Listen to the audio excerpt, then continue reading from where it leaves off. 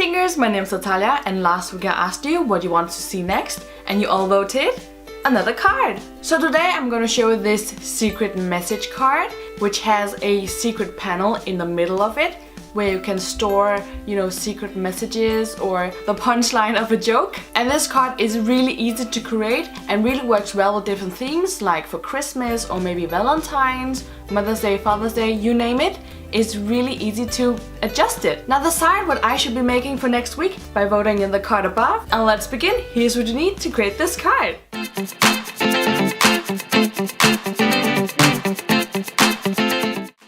Now take the construction paper and then fold it in half.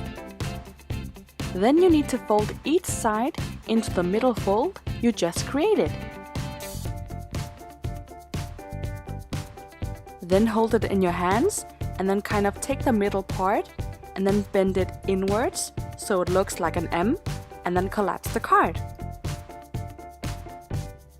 Then on the middle fold, measure out 3, 6, and 9 centimeters, and then of course make the markings. Then collapse the card and then create lines from these markings. Now while the card is folded in half, take your scissors and then cut these lines open. To create panels for the card, measure out this part, which is 14 centimeters. And also measure out the middle score, which is 12 centimeters. So create the panels and then cut them out.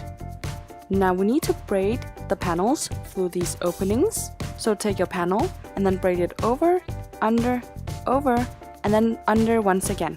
The other panel is going under, then over, then under, and then over once again.